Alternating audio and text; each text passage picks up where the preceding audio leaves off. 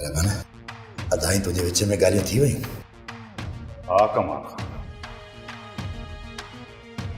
मुझे गफ़ार खान जे विच में गालियां थी वयूं आहिनि। हाणे तोखे मां आज़ाद कंदुसि। अदा कमाल जे ज़ुल्मनि जी सज़ा उनखे कुदरत वारो ॾींदो, असां उन ते छॾियूं था। मां इन क़ाबिल न आहियां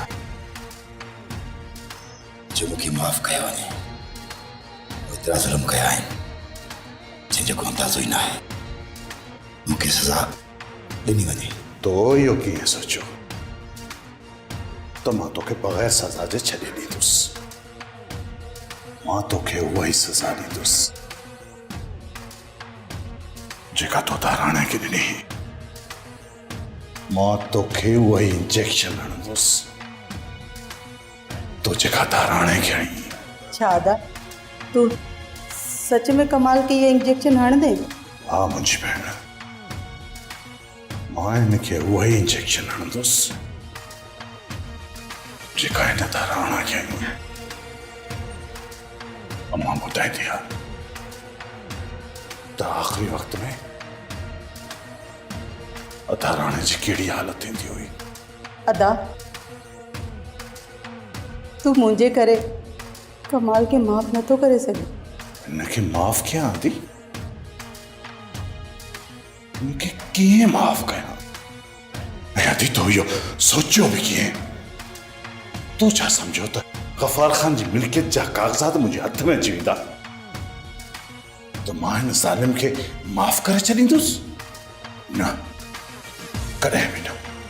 ही समूरी मिल्कियत तुंहिंजे पैदा थींदड़ ॿार जी आहे ऐं उनजे पैदा थियण खां पहिरियां मां हिन ज़ालिम खे मारण थो चाहियां त जीअं हिन जो मनूस बादशाह उन मथां न पए।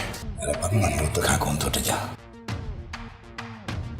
जेकॾहिं तूं मूंखे सज़ा ॾियणु चाहींदे त पोइ इहा सज़ा मुंहिंजे लाइ घटि आहे। जेके मूं ज़ुल्म कया आहिनि उन खां वधीक मूंखे सज़ा मिलणु घुरिजे। उन लाइ मां तोखां एतिरी मोहलत घुरंदुसि। तूं भली मूंखे हिन ज़ंजीरनि में जकड़े रख जेसि ताईं मुंहिंजो ॿारु पैदा नथो थिए। ऐं मां हुनखे पंहिंजी अखियुनि सां नथो ॾिसां। तूं इन मोहलत जे क़ाबिल ई न आहीं कमाल खान जो तोखे मोहलत ॾिनी वञे। तोखे अॼु जो अॼु, हींअर जो हींअर सज़ा मिलंदी। मां तोखे उहा ई सज़ा ॾींदुसि जेका तो ताराणा खे ॾिनी। उन ते इस्तेमालु कयल इंजेक्शन मां तोखे हणंदुसि। अदी वञ इंजेक्शन खणी आ। पठाणी बेगम, मां तुंहिंजो मुजरिम आहियां। भली मूंखे रब ने मेरा माफ़ न कर, पर तूं मूंखे माफ़ करे छॾिजांइ। जेकॾहिं रबनि जो इहो आख़िरी फ़ैसिलो आहे त पोइ मूंखे इहो क़बूल आहे। जेकॾहिं रबनि मूंखे मोहलत नथो ॾियणु चाहे त पोइ तूं मुंहिंजे खे न रोक। तूं वञी इंजेक्शन खणी अच। मां सज़ा लाइ तयारु आहियां। अदी ॾिसी छा थी? वञ इंजेक्शन खणी अच।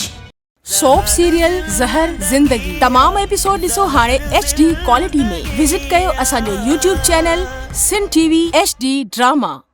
सब्सक्राइब कयो असांजो ऑफिशियल YouTube चैनल सिन TV HD ड्रामा ऐं वधीक अपडेट लाइ बेल आइकन खे क्लिक करियो।